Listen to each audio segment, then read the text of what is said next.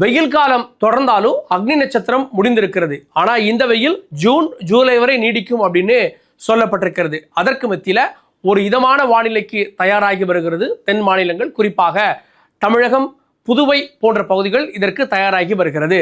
அதற்கான காரணம் என்ன அப்படின்றத இப்போ நம்ம பார்க்க போறோம்.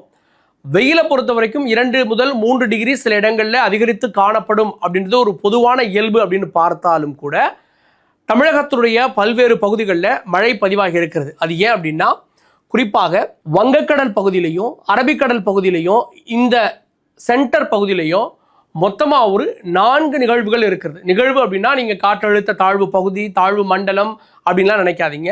இது ஒவ்வொரு படிநிலைகளையும், அதாவது ஒவ்வொரு உயரத்தில் 1.3 கிலோமீட்டரில் ஒரு தாழ்வு பகுதி இருக்கிறது. அதுக்கப்புறமா 3 கிலோமீட்டர், 5 கிலோமீட்டர், 7 கிலோமீட்டர் அப்படின்னு 4 நிலைகளில் இந்த குறிப்பிட்ட பகுதிகளை நம்ம பார்த்தோம் அப்படின்னா இந்த முக்கோணம் அப்படின்ற அளவுக்கு இருக்கும்.